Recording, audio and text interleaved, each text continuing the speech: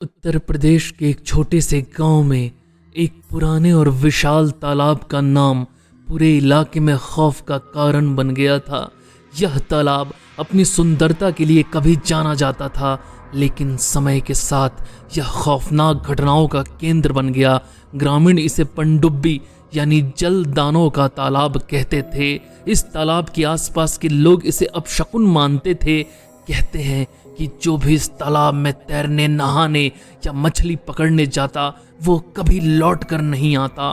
पहले तो लोगों ने इसे एक संयोग माना, लेकिन जैसे जैसे लापता लोगों की संख्या बढ़ी, डर और दहशत का माहौल बनने लगा।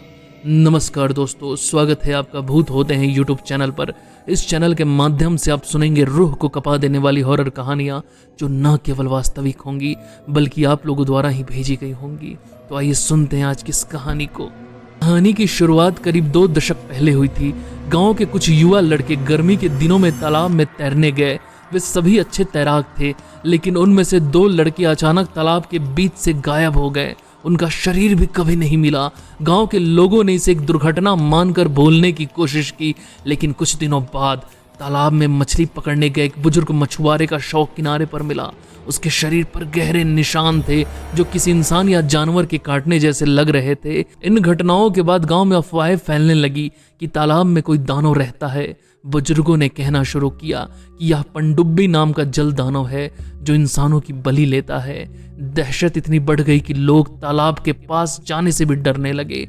कुछ महीने बाद एक और घटना ने पूरे गांव को हिला दिया। गांव का एक नौजवान जो रात के समय तालाब के पास से गुजर रहा था, अगले दिन मृत पाया गया। उसके शरीर पर अजीबोगरीब निशान थे और गांव के लोगों ने दावा किया कि उन्होंने रात में तालाब से अजीबोगरीब आवाजें सुनी थी। इसके बाद एक महिला जो तालाब के पास कपड़े धो रही थी गायब हो गई। गांव वालों ने उसका घंटों तक इंतजार किया, लेकिन उसका कोई पता नहीं चला।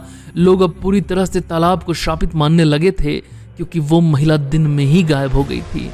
ग्रामीणों की दहशत इतनी बढ़ गई कि गांव के सरपंच ने पंचायत बुलाने का निर्णय लिया।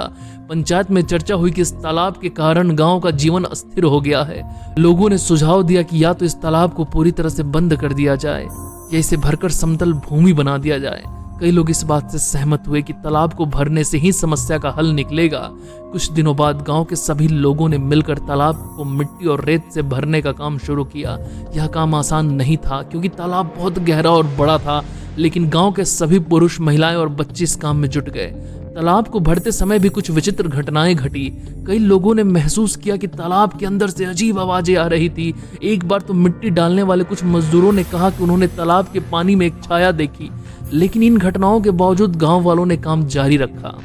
कई दिनों की मेहनत के बाद तालाब पूरी तरह से भर दिया गया और वहां समतल जमीन बना दी गई। तालाब के खत्म होने के बाद पनडुब्बी की कहानी भी धीरे धीरे खत्म हो गई। तालाब को भरने के बाद से गांव में कोई घटना नहीं घटी, लेकिन यह रहस्य आज भी बरकरार है कि पनडुब्बी क्या थी। क्या वह वाकई एक जल दानव था या इन सब के पीछे कोई और कारण था, कोई नहीं जानता। आज उस स्थान पर लोग खेती करते हैं, लेकिन बुजुर्गों का कहना है कि जब भी कोई अंधेरी रात होती है तो उन्हें ऐसा लगता है कि वहां से अब भी कोई आवाजें आती है। कुछ लोग मानते हैं कि पनडुब्बी मिट्टी के नीचे दबी हुई है और एक दिन वह फिर से जाग सकती है। यह घटना उत्तर प्रदेश के उस गांव के इतिहास का हिस्सा बन गई है और आज भी लोग इसे एक रहस्यमयी किस्सा मानकर सुनते हैं। तो दोस्तों, कैसी लगी आपको ये कहानी? अगर अच्छी लगी हो तो कमेंट में अपनी राय जरूर दें। वीडियो को लाइक करें, शेयर करें, चैनल को सब्सक्राइब करें। जल्द मिलते हैं आपसे, तब तक के लिए धन्यवाद।